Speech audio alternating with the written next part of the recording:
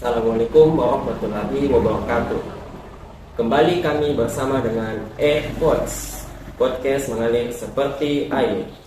Kali ini bersama saya dengan Novian Wibawa Saputra. Dan kali ini kita kedatangan tamu spesial kita, yaitu Ahmad Wansyah, Ahmad Sofyan, dan Rehan Ramadan. Di podcast kali ini kita akan membahas tentang perkembangan iptek mengenai dalam bidang komunikasi yang sekarang menjadi perbincangan dan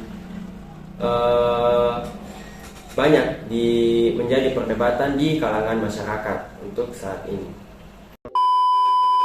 Nah, sebelum kita mau memulai inti dari pembahasan dari podcast ini, kita tanya-tanya dulu, apa itu komunikasi sih?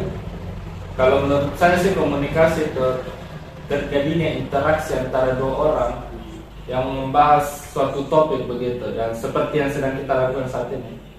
Kira-kira kalau komunikasi itu berpengaruh tidak, maksudnya ke ruang lingkupnya publik? Jelas berpengaruh, karena hubungan sosial itu tergantung dari bagaimana suatu individu itu menjalin komunikasinya dengan individu lain begitu. Berarti manusia tidak bisa bertahan hidup sendiri, maksudnya ya, bersosial, harus bersosial, hidup dalam komunitas gitu. Kalau menurut itu bagaimana hubungan sosial antara makhluk ya, manusia, membangun relasi, menjalin hubungan dengan sesama jenis begitu ya, lawan jenis juga. Oke, setelah kita tahu apa itu komunikasi, mari kita tahu bagaimana komunikasi kira-kira sangat berpengaruh dalam kehidupan sehari-hari kita. Ya, berpengaruh banget, lumayan, seperti perkembangan teknologi sekarang yang membantu terjadinya komunikasi begitu, dengan adanya media sosial yang membantu komunikasi dengan individu lain terjadi lebih mudah begitu. Misalkan yang sebelumnya zaman dulu kita tidak gampang mengenal orang luar negeri, sekarang kita gampang sekali berhubungan hanya melalui dengan sosial media begitu. Berarti maksudnya kalau semenjaknya berkembang teknologi, meluas itu yang namanya komunikasi, ya, semenjak teknologi menjadi maju, adanya kayak telepon genggam, dirilisnya aplikasi-aplikasi media sosial. Kan dulu yang menjadi penghalang orang bersosialisasi dengan negara lain atau orang lain itu kan teknologi sangat kurang di zaman-zaman itu. Dan batasan jarak juga yang sangat jauh yang itu membuat orang-orang sulit berkomunikasi. Ya. Dan bahasa juga yang dimana dulu orang-orang banyak yang tidak paham bahasa Inggris begitu. Seperti dulu waktu zaman dulu itu masih kurangnya komunikasi sama orang asing. Iya. Itu yang namanya kalau waktu dulu itu orang lebih masih kurang dalam pendidikan bahasa Inggris. Ya, apalagi anggapan yang bahwa misalkan suatu negara yang sudah dijadi dengan negara lain begitu, yang menganggap bahwa bahasa asing tersebut cukup tabu untuk dipelajari sama rakyat yang sudah dijajah begitu. Tapi kira-kira kalau komunikasi kan sekarang itu penting karena meluas, kan ada telepon genggam. Nah, kira-kira zaman dulu kan dulu tidak ada telepon genggam. Dulunya itu telepon yang masih pakai yang kabel atau burung, yang merpati, pakai surat yang diikat di kakinya. Bisa juga gak sebenarnya. Ya, tapi kalau berdasarkan riset tadi tuh burung merpati dipilih karena mereka tuh menurutnya paling cerdas lah. Paling cerdas di antara burung lain, tapi ada satu juga burung hantu. Oh, burung hantu bisa kan? Iya. Ya merpati. Oh, setahu kalau merpati itu yang yang Burung dara. Burung dara. Enggak. Gak juga bisa sih. Di film tuh banyak. Ya memang penyihir bang. Enggak kayak di film-film kerajaan begitu yang mengirim surat ke kerajaan lain yang menggunakan gaib begitu. Yang pas zaman Iya. Tapi tak tahu. Oh itu, iya, itu kurang tahu asli apa. Iya asli kan fiksi. Ah. Cerita fiksi. Berarti kita balik ke pembahasan. Maksud saya kira-kira setelah yang kalau sebelumnya kan belum ada telepon genggam. Kira-kira kalau komunikasi yang waktu zaman dulu itu masih kurang gitu. Iya, Ya, sangat cuma kurang. face to face yang hadapan saja. Kan sekarang kita bisa melalui telepon genggam begitu. Berarti maksudnya lewat daring, lewat kepanjangan bahkan bisa melihat muka orang secara real time begitu dari jauh. Berarti itu orang susahnya kalau orang dulu Masih kurang dengan teknologi. mengandalkan surat begitu, berkomunikasi dari jarak jauh, dan itu pun harus tunggu waktu yang lama. Tapi kalau dari segi negatifnya itu orang zaman sekarang lagi membicarakan yang maksudnya kayak random begitu, dah ngomong kalau tiap hari sekolah 24 jam sampai itu dulu. Bukan masalah itu ya sih, cuma kan lebih mudah orang juga berkomunikasi begitu, jadi orang lebih maksudnya lebih leluasa begitu menyampaikan pendapatnya, beda sama dulu. Iya, tidak terhalang. Kan dulu mungkin orang-orang terhalang oleh teknologi yang sangat minim. Iya. Mungkin orang-orang dulu tidak membahas kayak topik-topik mode seperti sekarang yang terjadi di internet karena batasan surat begitu. Sekarang tidak ada batasan, cukup dengan internet dan HP sudah. Bahkan orang zaman dulu paling telepon semampunya saja. Iya, telepon rumah begitu. Itu pun berbayar. Karena yang punya telepon yang kabel mungkin untuk orang-orang yang orang kaya, yang mampu ke atas. Yang paling cuman yang hal-hal penting Iya, penting dibahas. Kayak sama mengirim surat lewat burung itu kan sangat cuma orang sekitarnya gitu loh. Keluarganya. Tapi saya bingung sih bertanya-tanya begitu, bagaimana caranya itu burung bisa tahu bahwa itu surat dikirim untuk orang itu? Itu yang masih ada di pikiran saya juga. Nah itu burung merpati kalau nggak salah tuh sudah diajarkan untuk dari titik A ke titik B hanya satu jalan gitu. Untuk khusus misalnya pacaran lah, untuk ke rumah pacar, tidak untuk yang ke rumah yang lain. Tapi masalahnya bagaimana bisa dia tahu begitu rumahnya tuh? Berarti mungkin hatinya lah. Iya, itulah itu dari Tuhan lah ya tuh. Dari caranya seseorang mengajarkan burung itu. Iya, mungkin ada teknik yang diajarkan. Salah satu ini Bu menjadi peran pentingnya komunikasi Zaman dulu. Oke, kita balik lagi pembahasan.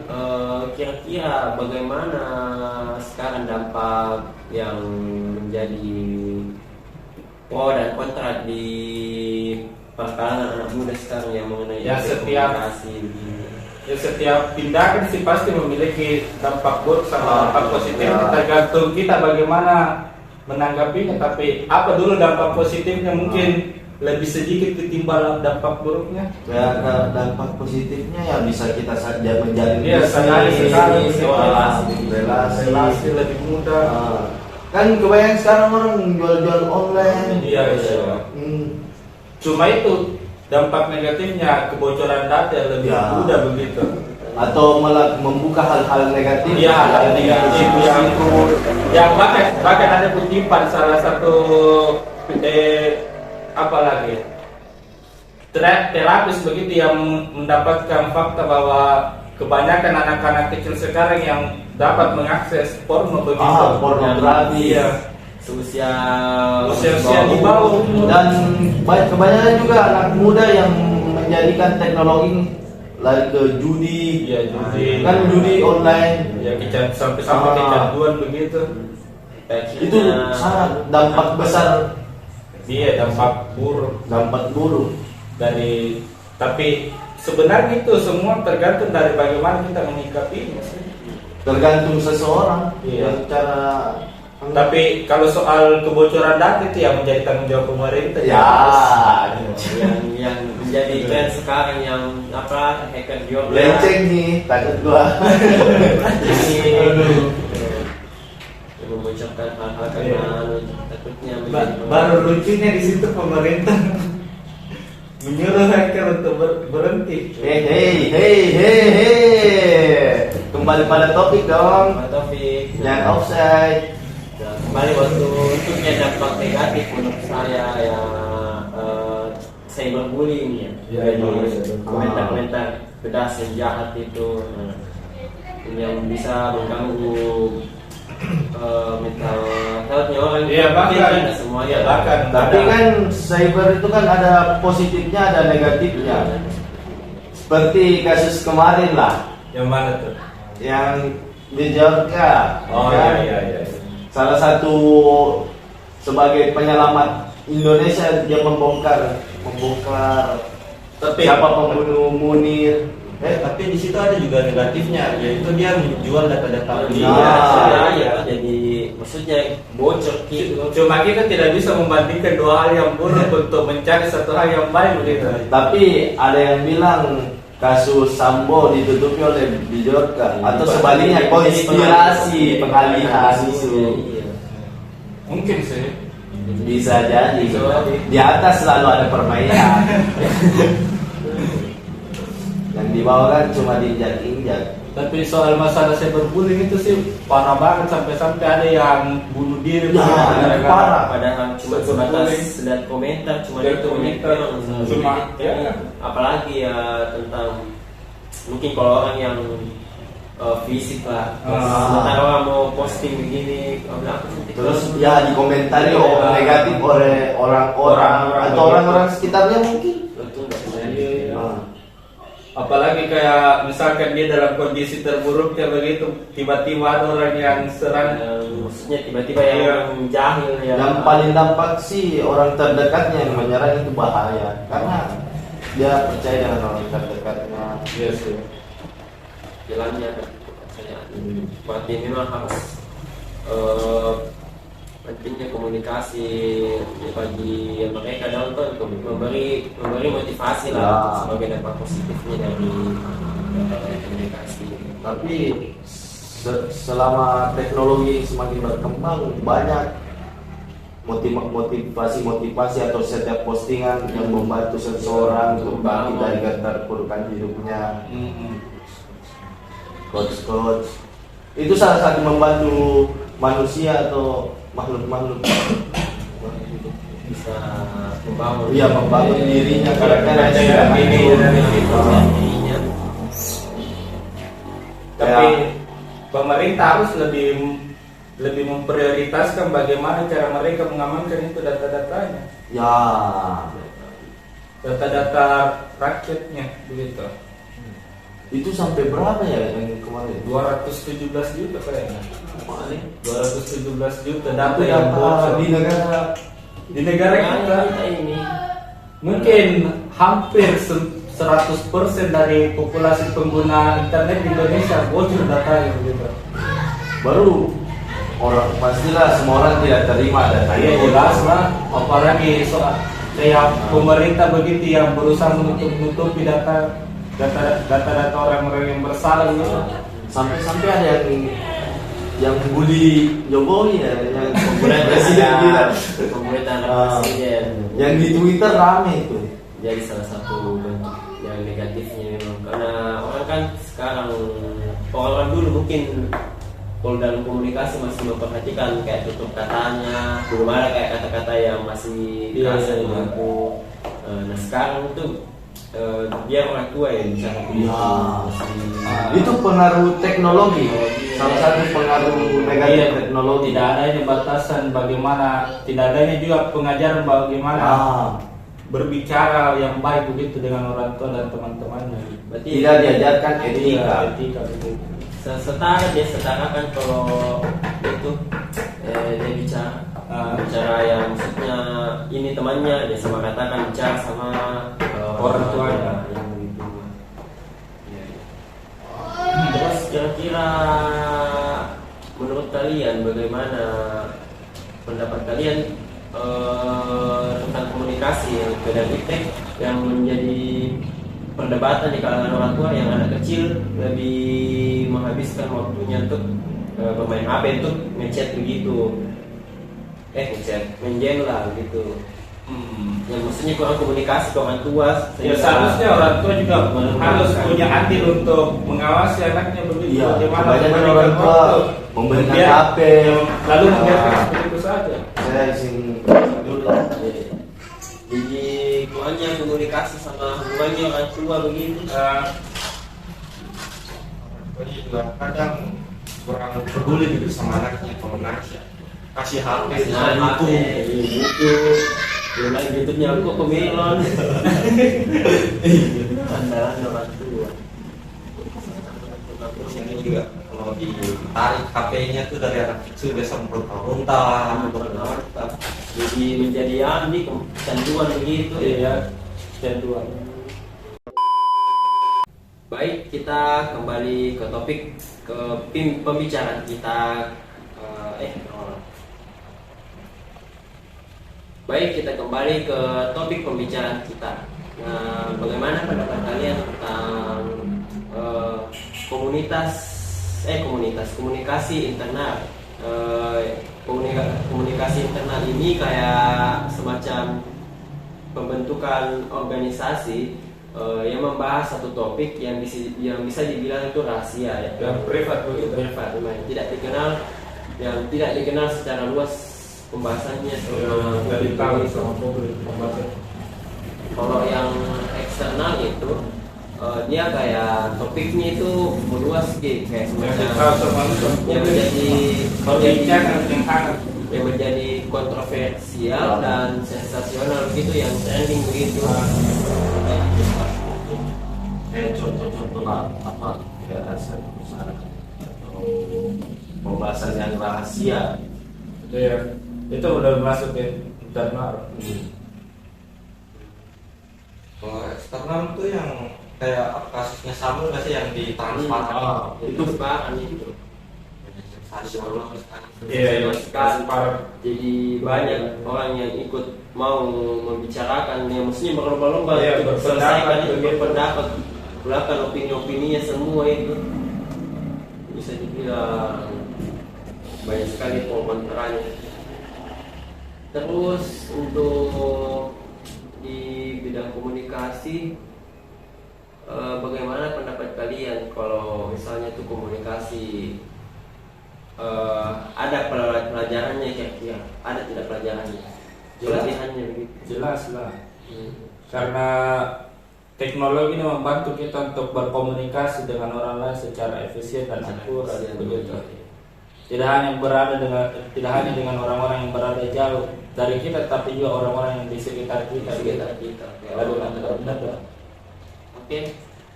Setelah dari pembahasan kita beradu argumen mengenai perkembangan iptek tentang komunikasi.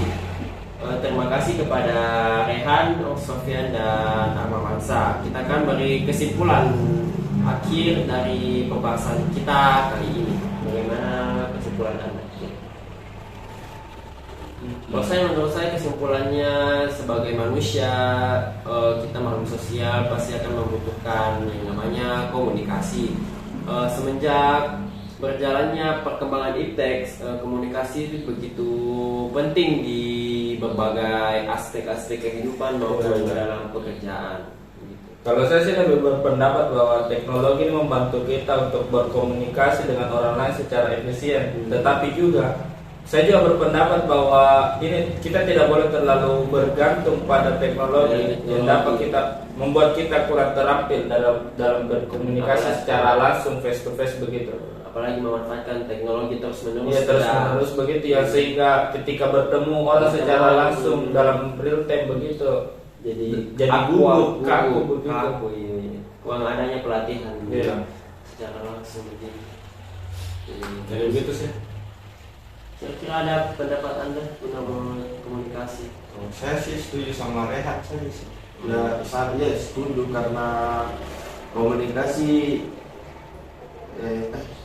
teknologi ini sangat membantu kita untuk mengakses informasi yang lebih luas. Iya.